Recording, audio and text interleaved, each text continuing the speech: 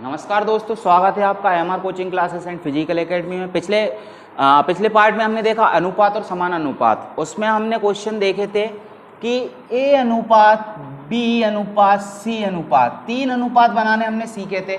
आज हम इस पार्ट में देखेंगे 4 अनुपात किस तरह से बनाए जाते हैं। यहाँ पे क्वेश्चन लिखा है ए अनुपात, बी अनुपात, सी अनुपात, डी, यानी कि क्वेश्चन आप अच्छे से देख लीजिए कि ए अनुपात बी अनुपात दिया है 2 अनुपात 3, बी अनुपात सी अनुपात दिया है 5 अनुपात 9, सी अनुपात डी अनुपात दिया है 6 अनुपात 7। कुछ नहीं करना है दोस्तों, आपने पिछले पार्ट में जो क्वेश्चन किए थे उसी तरह 4 का भी इसमें बनाना है। देखिए अब मैं बनाता हूँ। ए अनुपात बी अनुपात सी अनुपात डी, चारों को इस तरह लिख लेना है और जिनकी जो वैल्यू है उनकी वैल्यू उनके नीचे आएगी। देखते हैं अपन 2 की वैल्यू क्या है। ए की वैल्यू 2 है, अनुपात लगाया मैंने, 3 लिखा बी की वैल्यू। फिर देखिए दोस्तों, मैंने कल एक बात बताई थी आपको, पिछले वीडियो में एक बात बताई थी कि जो अनुपात बार बार रिपीट होता है, 2 बार रिपीट होता है, उसको हम बीच में लिखते हैं। यहाँ पे आप देख सकते हैं कि बी 2 बार रिपीट हुआ है और यहाँ पे एक सी 2 बार रिपीट हुआ है। तो आप देख सकते हैं कि मैंने यहाँ पे लिखा है ए बी सी डी, यानी कि बी और सी बीच में आया है। चलिए अब अपन इसको देखते हैं कैसे करना है इसको। ए अनुपात बी अनुपात लिख दिया मैंने 2 अनुपात 3, बी अनुपात सी अनुपात दिया है 5 अनुपात 9, ठीक है। सी अनुपात डी अनुपात दिया है 6 अनुपात 7।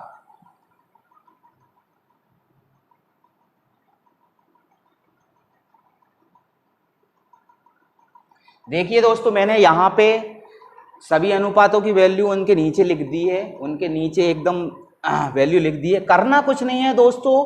पिछले पार्ट में हमने देखा था कि हमने क्या किया था कि यहाँ पे ऐसा गुणा किया था और यहाँ पे इनका अनुपात लिख दिया था। 4 वाले में थोड़ा अलग तरीका है इसको करने के लिए। देखिए क्या करना है कि 3 का गुणा 9 में करना है और 9 का गुणा 7 में करना है।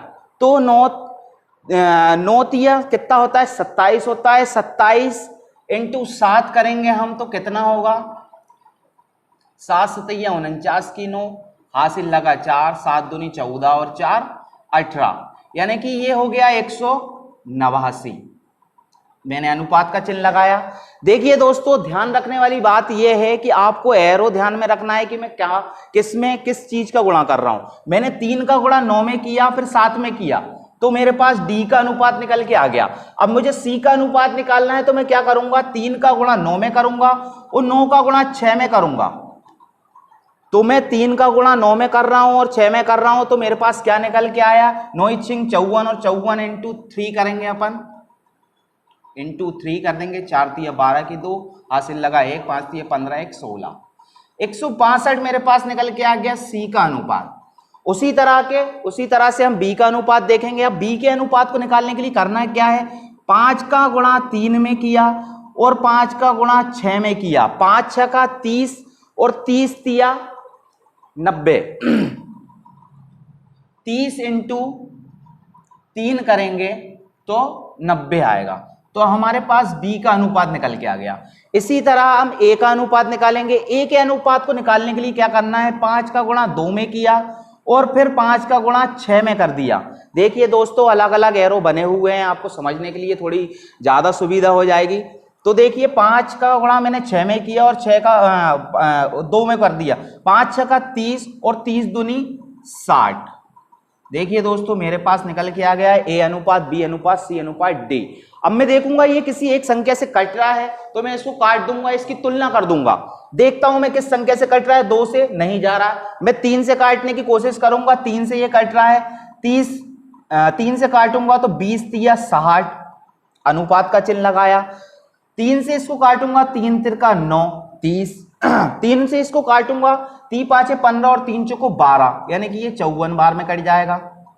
3 से 189 को काटूंगा, 3 18 और 3 तिरका 9, यानी कि ये 63 बार में कट जाएगा।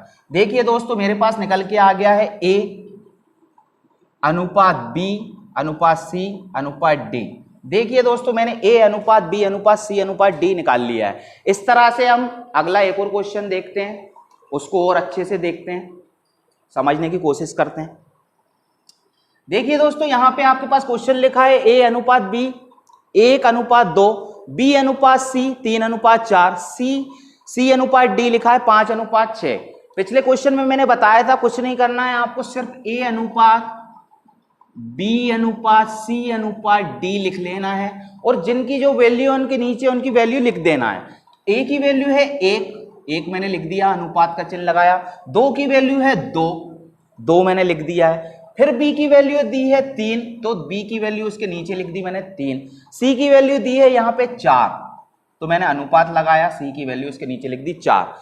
C की वैल्यू फिर यहाँ पे अगेन रिपीट हो रही है। मैंने बार बार मैं बोल रहा हूँ क्वेश्चन में कि जो रिपीट होता है उनको, उस अनुपात को हम बीच में रखते हैं। C की वैल्यू फिर से रिपीट हुई है, तो C की वैल्यू यहाँ पे लिख देंगे हम 5 और D की वैल्यू यहाँ पे लिख देंगे 6। अनुपात का चिन्ह लगाना मत भूलना दोस्तों, नहीं तो आपका क्वेश्चन गलत हो जाएगा।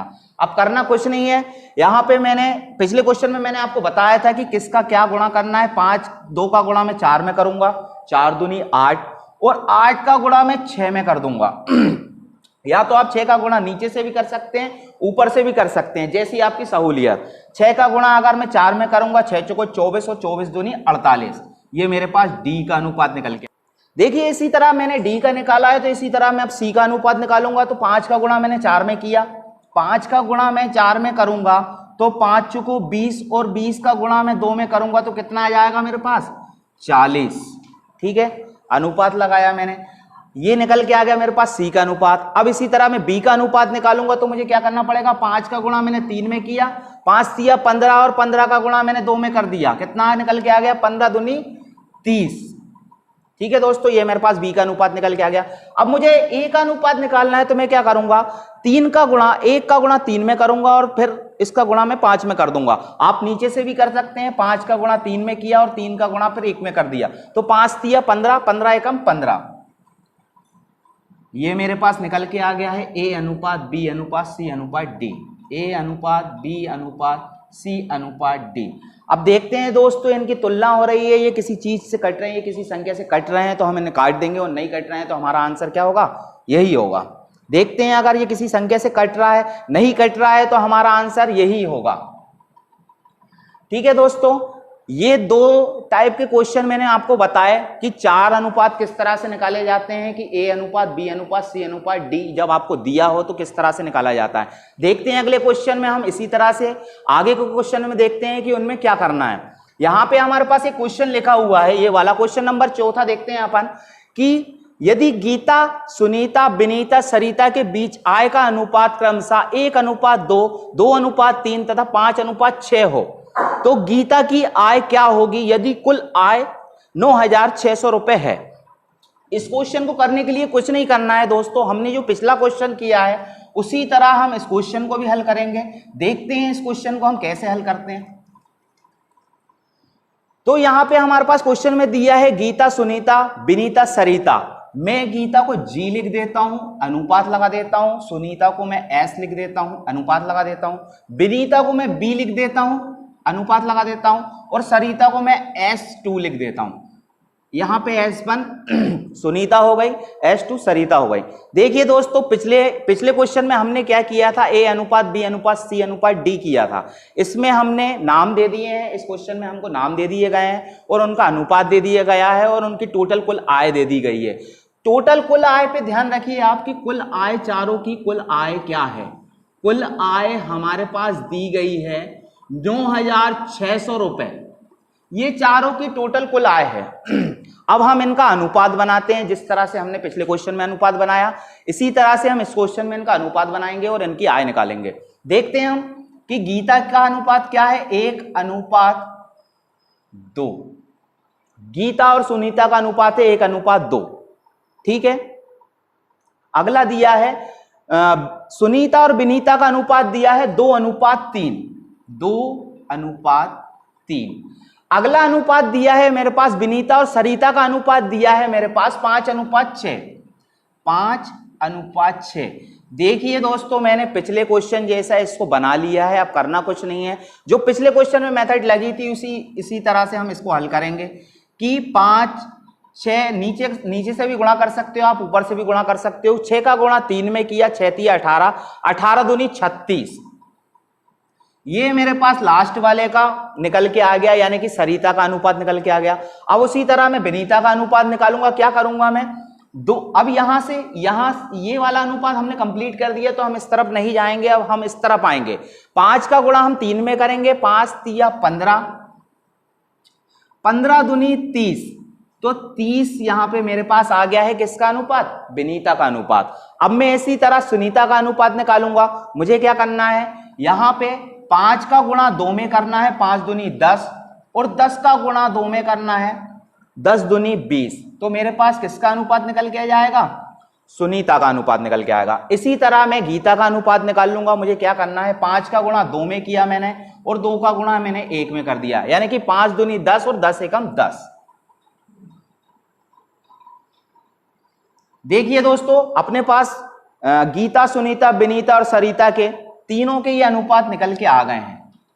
अब देखते हैं इनका आयों का कुल आय हमारे पास 9,600 रुपए दी है, इनका अनुपात हमारे पास ये दिया है, यानी कि Geeta plus Sunita plus Babita plus Sarita, इनका टोटल अनुपात दिया है मेरे पास 10 प्लस 20 प्लस 30 प्लस 36। मैं इनको टोटल करूंगा, क्योंकि मुझे कुल आय दी है वहां पे 96,000, यानी कि 9,600 रुपए कुल आय दी है, सॉरी 9,600 रुपए कुल आय दी है चारों की।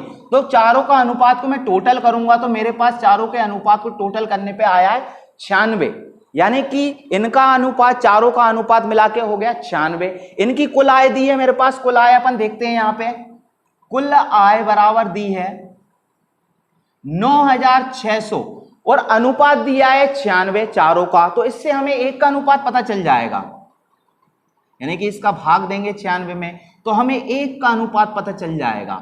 एक बराबर हमारे पास आ जाएगा 100, एक बराबर हमारे पास आ गया है 100, यानी कि हमें क्वेश्चन में पता चल गया है कि एक अनुपात बराबर हो गया है 100। क्वेश्चन में हमें पूछा गया है कि गीता की आय क्या होगी, गीता की आय क्या होगी, तो हम देखते हैं गीता का अनुपात यहां पे हमें दिया हुआ था 10 दिया था गीता का अनुपात, तो हम गीता की आय देखते हैं कि गीता की आय क्या होगी। तो गीता की कुल आय बराबर देखते हैं, गीता की आय बराबर हो गई, यहां पे गीता का अनुपात दिया है 10 और एक का अनुपात निकल के आया है हमारे पास 100, तो 100 का हम गुणा कर देंगे, तो गीता की टोटल आय हो जाएगी 1,000 रुपए। यही आपका आंसर है दोस्तों। और भी अगर क्वेश्चन में आपसे पूछ लिया जाता है विनीता की आय, सुनीता की आय या सरिता की आय, तो हमारे पास एक अनुपात बराबर 100 आ गया है, तो हम इसी तरह से उनके अनुपात से उनकी आय निकाल सकते हैं।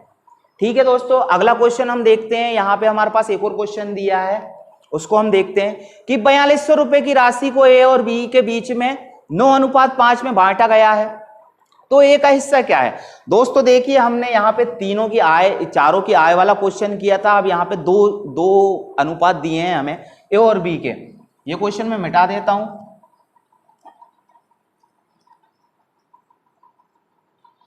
देखिए दोस्तों, यहां पे हमारे पास क्वेश्चन में लिखा है कि 4,200 रुपए की राशि है, यानी कि ए और बी की आय हमें यहां पे दी रखी है। ए तथा बी की आय यहां पे हमारे पास दी रखी है 4,200 रुपए, यानी कि ये 4,200 रुपए की जो राशि है वो दोनों की आय है, ए की आय तथा बी की आय, दोनों की आय मिला के 4,200 रुपए। और हमारे पास ए और बी का अनुपात हमें दिया है 9:5।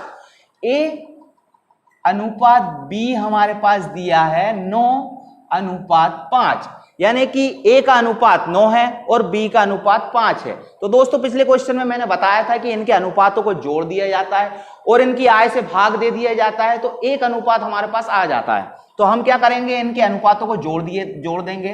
ए प्लस बी बराबर हमारे पास हो जाएगा 9 + 5, तो बराबर 14 हो जाएगा। इनके अनुपातों का योग हो गया है, अनुपातों का योग